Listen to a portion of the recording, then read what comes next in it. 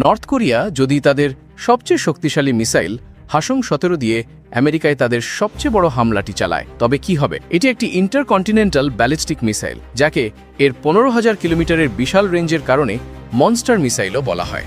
কাগজে কলমে এটি নিউ ইয়র্ক থেকে লস অ্যাঞ্জেলেস পর্যন্ত আমেরিকার যে কোনো জায়গায় আঘাত হানতে পারে এবং এটি একসাথে একাধিক ওয়ারহেড বহনে সক্ষম। তো নর্থ কোরিয়া যদি আজ সত্যি এটি ফায়ার করে, লঞ্চ করার কয়েক সেকেন্ডের মধ্যেই আমেরিকান স্যাটেলাইটগুলো তা ধরে ফেলবে এবং আমেরিকা ও সাউথ কোরিয়ার কমান্ড সেন্টারগুলোতে সাইরেন বেজে উঠবে। আমেরিকার মিত্র হিসেবে সাউথ কোরিয়া প্রথমেই লঞ্চটি আটকানোর চেষ্টা করবে। যদি তারা ব্যর্থ হয়, তবে জাপানে এবং প্রশান্ত মহাসাগরে থাকা আমেরিকান জাহাজের ইজিস সিস্টেম এটিকে আটকানোর চেষ্টা করবে। যদি এই ডিফেন্সগুলো পার হয়ে যায়, হাসং-17 তার সবচেয়ে বিপজ্জনক পর্যায়ে পৌঁছাবে, যেখানে এটি তার মাল্টিপল ওয়ারহেডগুলো রিলিজ করবে, যা আটকানো আরও কঠিন হয়ে পড়বে। ঠিক এই মুহূর্তে আলাস্কা এবং ক্যালিফোর্নিয়ায় থাকা ইউএস গ্রাউন্ড বেসড ইন্টারসেপ্টরগুলো অ্যাক্টিভ হয়ে যাবে, যা আমেরিকার মেইনল্যান্ড বা মূল ভূখণ্ড রক্ষায় শেষ ভরসা হিসাবে দাঁড়িয়ে থাকবে।